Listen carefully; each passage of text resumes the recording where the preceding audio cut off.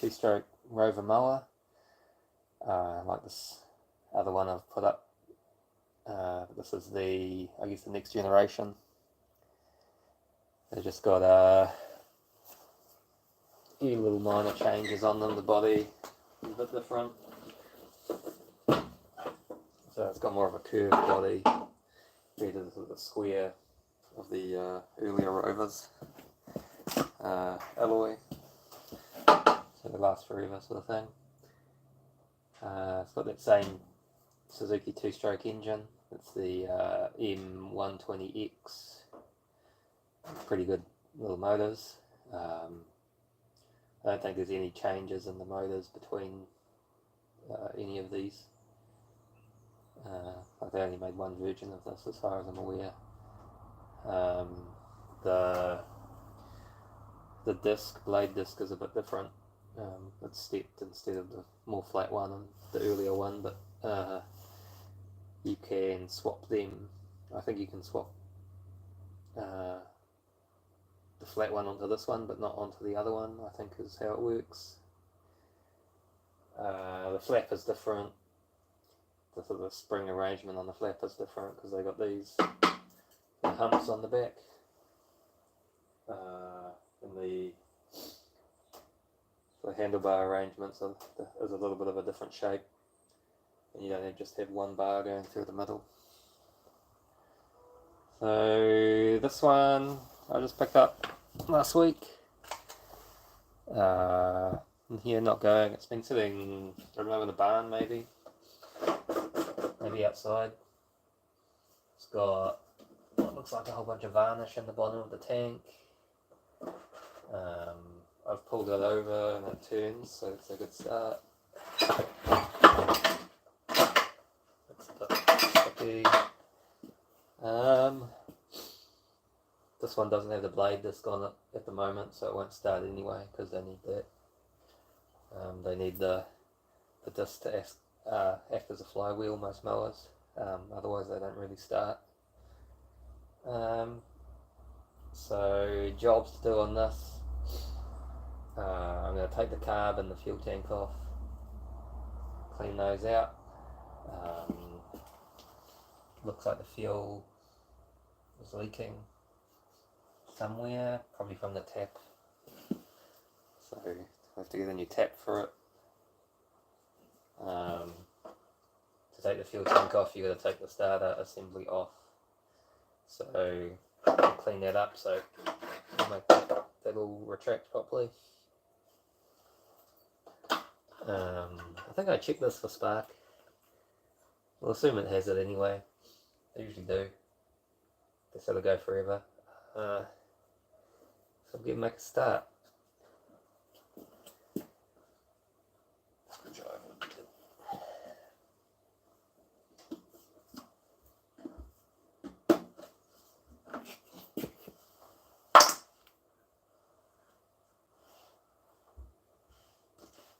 Probably oily.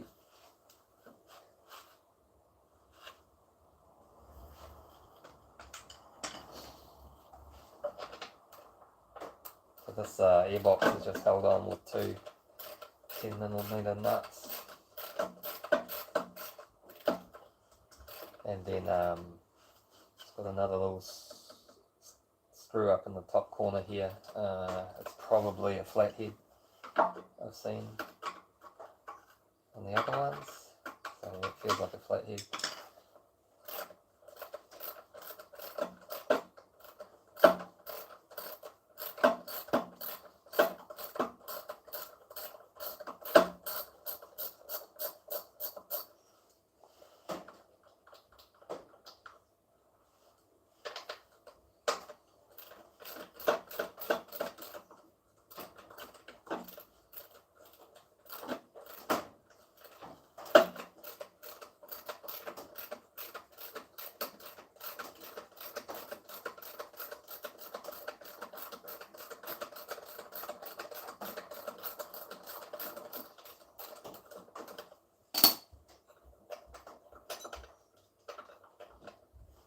Alright, I got our two nylock nuts. They're kind of important to be nylock because they can get sucked into the carb.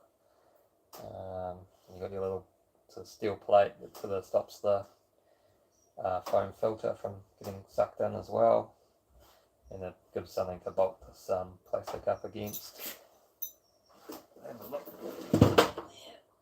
This one's got a normal hex head bolt, so probably a 10mm. I'll grab a extension.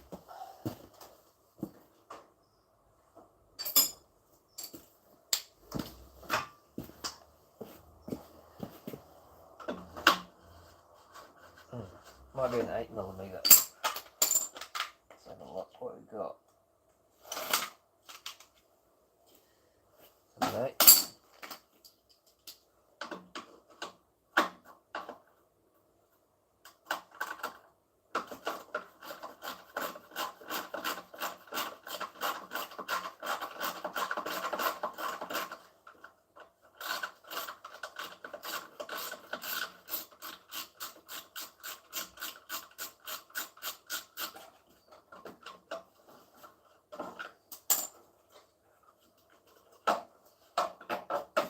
Go. So it's missing its little gasket on here, like a metal spacer gasket with a little like a little ridge going around it. But that might be a change between the models. It doesn't look like it's ever had one. You can usually see, sort of where the metal has left a mark in the plastic there.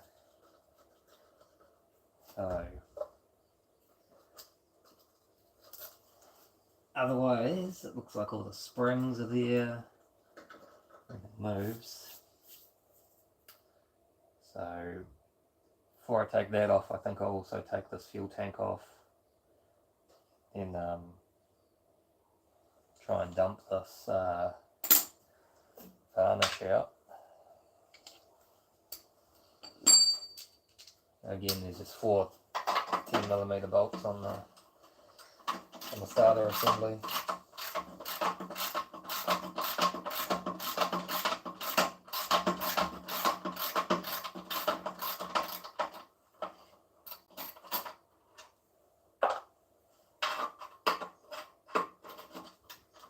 These mowers were made, not sure when the second sort of generation of mower this one came out, but it started in the 90s. They were quite popular for commercial mowers. The same engine as, if you've ever seen a hover mower, 2-stroke hover mower, it's probably one of these engines. I guess because they're quite high power, low weight engines, so I might keep an eye out for a hover mower body. I don't really need one, but kind of a little oddity to have, something that, a mower that doesn't have any wheels, it just floats around. So it's supposed to be good on slopes, but I don't really have enough lawn to justify having a flash mower or anything here now. So normally these just get sold on and goes into the kids' pocket money. So that there will come up fine with a little bit of a clean and oil. See if you can see.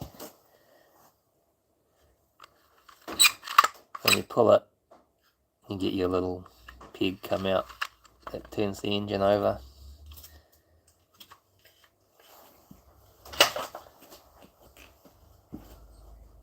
Just got like a little tab here at the back that holds the fuel tank down, and then it will just lift off. It's got 2 prongs on either side that it slots into.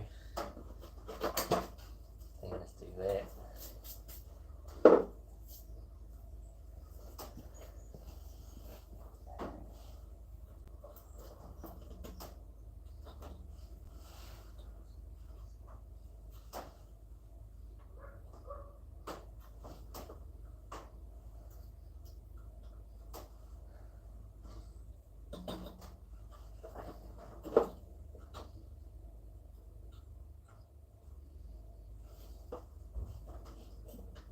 normally wiggle this throttle control out.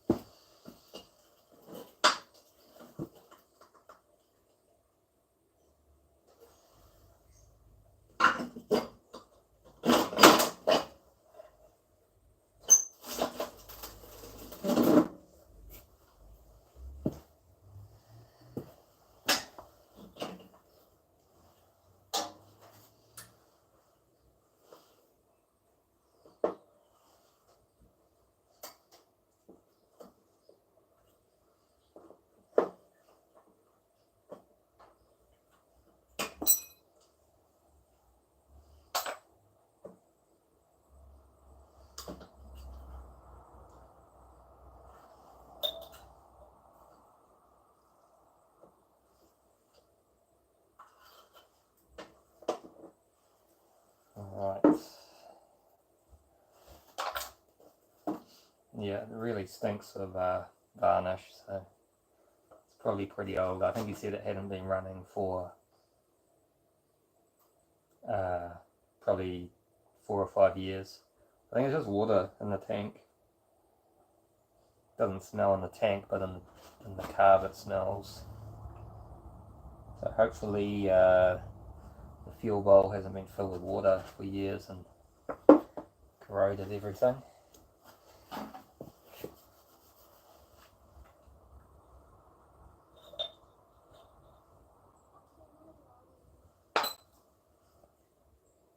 The intake looks alright. Can you have a quick look at the piston there?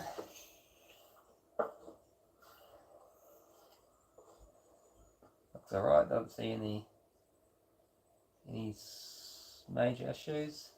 It's got a little bit of scoring on it, but nothing too bad. Just a little bit of scoring on it, but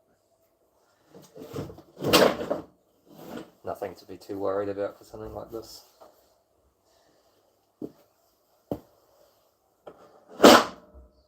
So I'll go drain this out and take this carb apart.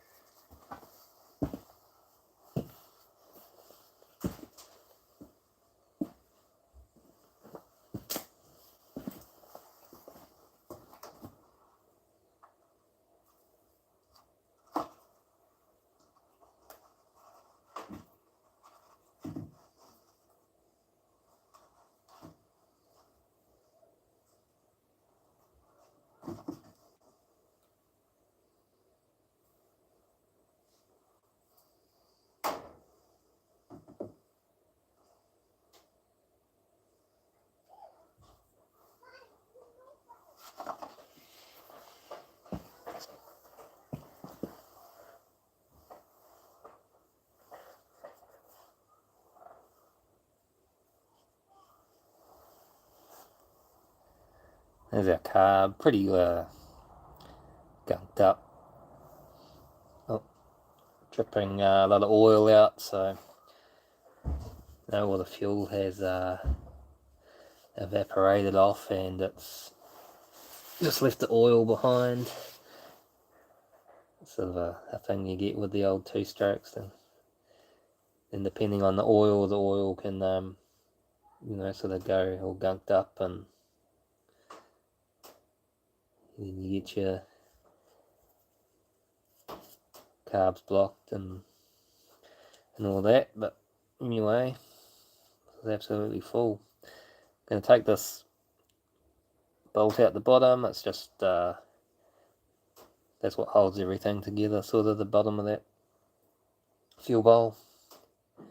And then we've got just a couple of, it's got just a tube that goes down into the top of the carb, or up into the top of the carb, with the jet in it, and then it's got a jet on the side. So the jet on the side controls the fuel, and then that's the one underneath is controlling the fuel into the carb. And then you got, this is a slightly different, oh no, there it is, a little air valve, little air jet at the top, that's totally blocked, so it's probably not too happy. Otherwise, you just got your choke at the front, and then the throttle's at the back.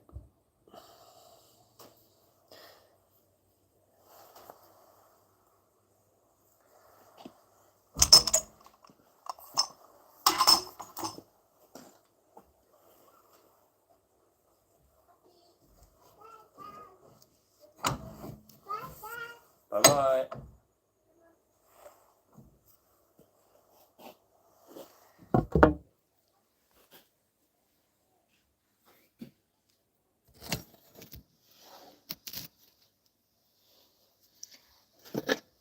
Cool, so so the 14mm on top, or on the bottom rather, that's the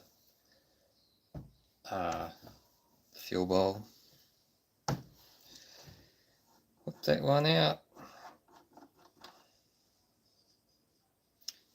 Sure, it's got its little fibre gasket there. Just want a little bit of a tap to get it off.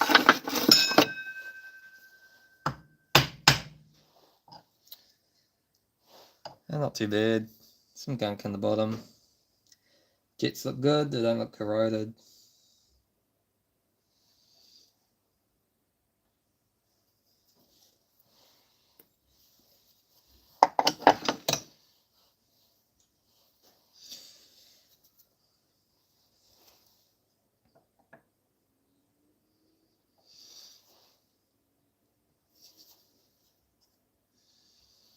So what else is different on this? The other carb doesn't have this plastic bit,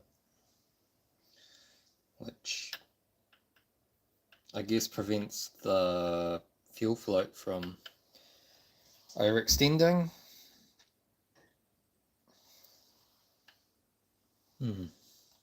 Yeah, the fuel float is a bit different. The earlier one has a little tab on the bottom here to prevent that, but it's quite thin, so it looks like this is like an update, because it would only open that much because before the tab hits that post. So they've added this bit, which I wonder if it will come off without breaking, because you can't get the float off without taking this off, and it won't go over this plastic, I guess, so it comes off. What do you know? Feels kind of brittle. Probably don't press on that too much.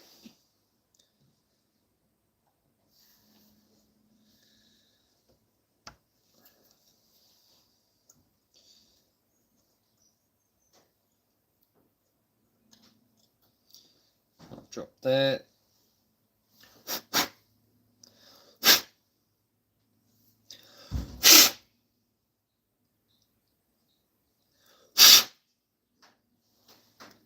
Yeah, It's blocked up with something, probably that oil is set hard in there. So we'll keep that aside, we'll clean those out, blow them out with some air, and it's just got that little spacer before it goes onto the post on the carb. Another jet down inside. I just use one of these little screwdrivers, so I've ground the sides down. It's like my jet screwdriver for motorbikes and stuff, because there's always something deep down inside that you can't get.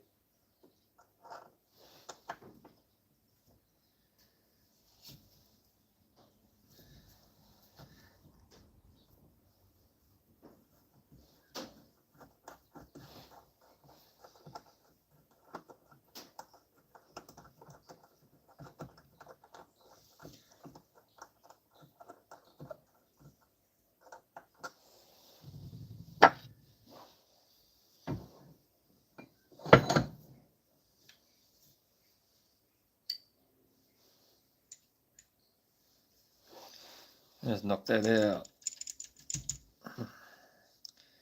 That jet was actually quite quite loose in there, so it's another one.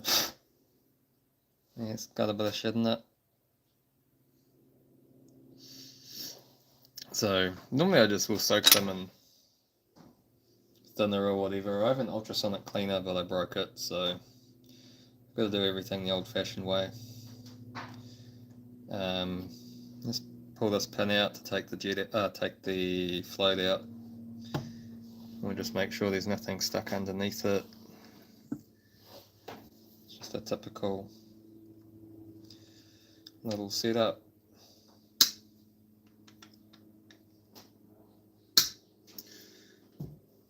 I'll grab my other pliers.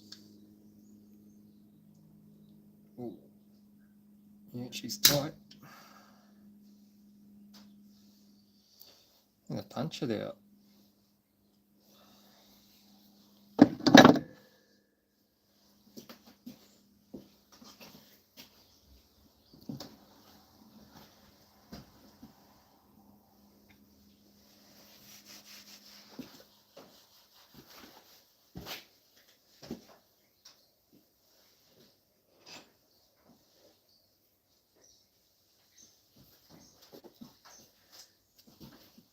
So that's another little tool made up, just a really fine fine punch, old nail punch, just spun down on the lathe, so it's a real prick point on it. A little copper hammer somewhere. Just use this one, shouldn't use this one.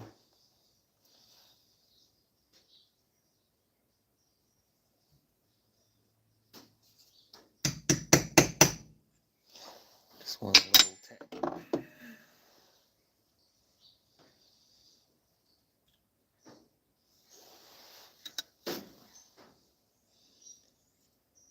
So you just got your normal fuel valve. So now I'm going to put those aside. Look at the outside, a good clean up, so I'll probably come back for this. I just use, I've got an old sprayer that you can fill up with gasoline, and it's pretty good at getting most of that stuff off with a brush.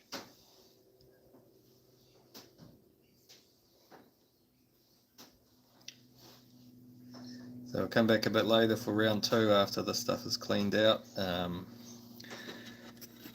What I'll do is I'll just soak all these jets in some fresh fuel, and that should be enough to help loosen up some of this varnish.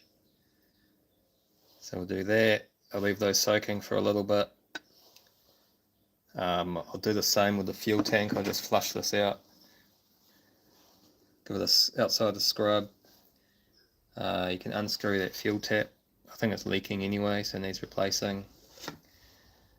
There's a bit of whatever in the bottom of that, but I'll flush it out, probably flush it out with water even. You can put them in the dishwasher, they're usually pretty good if you can get them in there.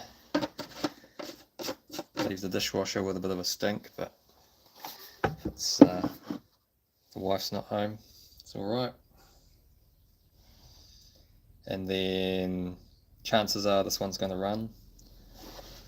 Let's just have another quick look.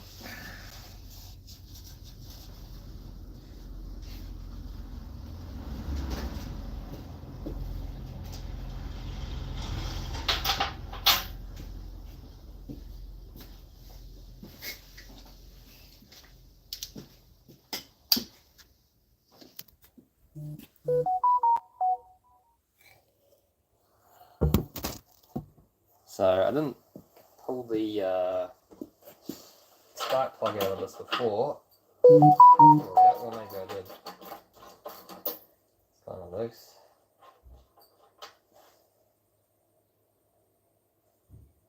So it doesn't look too bad. It's not hugely carboned up or anything. I mean, it's probably pulled through some dirty old fuel when I pulled it over a couple of times, so it's a little bit oily, but it looks like it was a very sort of dirty brown, so it's probably about normal for a two-stroke before someone gives up on it.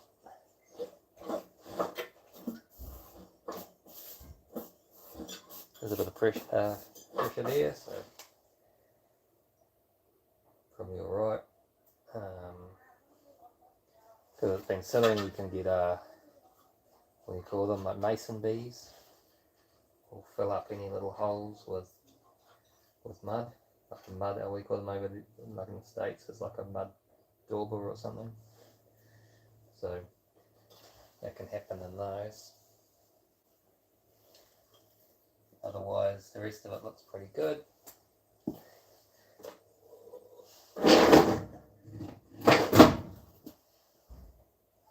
I need to find some bolts for that blade disc.